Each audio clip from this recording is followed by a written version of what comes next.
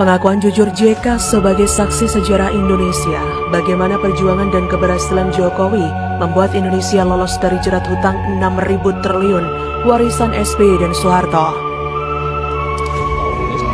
Memang sedikit baik setelah ada teks amnesti, ada tebusan 93 triliun. Tapi hutang ini kan akumulasi selama puluhan tahun. Kalau perlu kebijakan perpu, ya perpu saya keluarkan. Kalau perlu perpres saya keluarkan.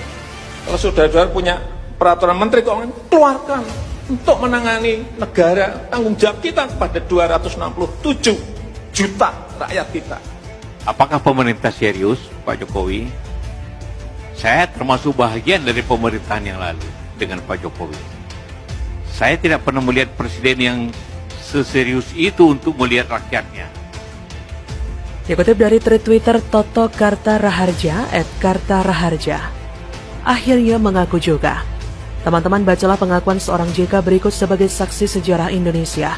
Pengakuan jujur JK terhadap keberhasilan Jokowi dalam mengelola negara sehingga Indonesia perlahan lolos dari beban utang peninggalan era SBY dan Soeharto yang telah membuat Indonesia harus menanggung utang hingga 6.000 triliun dengan dalih subsidi yang hanya memperkaya dirinya sendiri dan konco-konconya. Silahkan Anda menyimak sampai selesai agar kita paham mengapa kini Indonesia perlahan menjadi negara hebat di Asia dalam kurun waktu yang tidak terlalu lama di era Joko Widodo. Perjuangan moral Jokowi bagi Indonesia. Kala itu, mantan Wakil Presiden Republik Indonesia, Yusuf Kala, dalam sambutannya di acara Simposium Ekonomi di MPR Senayan, mengatakan bahwa ada dua kebijakan keliru yang dilakukan pemerintah era Soeharto dan SBY, sehingga menghabiskan anggaran 6.000 triliun rupiah.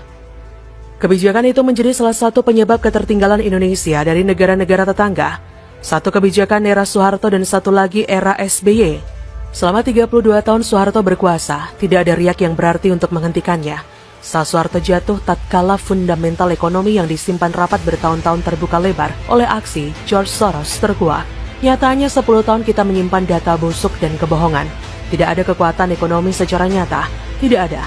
Soeharto tidak punya rencana hebat untuk membuat Indonesia hebat dalam sektor ekonomi, kecuali hanya menggali lubang sedalam-dalamnya melalui hutang tanpa rencana real untuk mengubah Indonesia menjadi lebih baik. Dari jumlah hutang yang digali Soeharto, hanya 30% yang digunakan untuk membangun Indonesia. Selebihnya habis dikorupsi oleh mereka yang menopangnya menjadi penguasa selama 32 tahun. Akibat kebijakan yang diambilnya sebelum jatuh adalah menandatangani LOL dengan IMF sebagai blank check yang harus diselesaikan oleh rezim setelahnya. Beban masalah yang ditinggalkan Soeharto kalau dikurskan sekarang dan ditambah dengan bunga obligasi rekap mencapai 3.000 triliun rupiah. Era Habibie, Gus Dur, dan Megawati merupakan era tersulit bagi kita untuk berdamai dengan kenyataan. Indonesia dinyatakan sebagai negara insolven. Semua financial resource tertutup, pemasukan lebih kecil daripada pengeluaran. Kehidupan politik tidak jelas. 6 tahun proses transisi dari legislasi era Soeharto kepada era reformasi seakan waktu terpanjang dalam sejarah. Selama itu tidak ada pembangunan real, negara stuck. Namun, akhirnya Indonesia bisa keluar dari proses transisi itu dengan terpilihnya SBY sebagai presiden secara demokrasi langsung. Harapan dipagut dan masa depan disongsong dengan ceria. Tapi apa yang terjadi? Selama 10 tahun SBY berkuasa untuk mempertahankan kekuasaannya, dia membakar uang sebesar 3.000 triliun untuk subsidi. Periode 2004 hingga 2014 subsidi energi rata-rata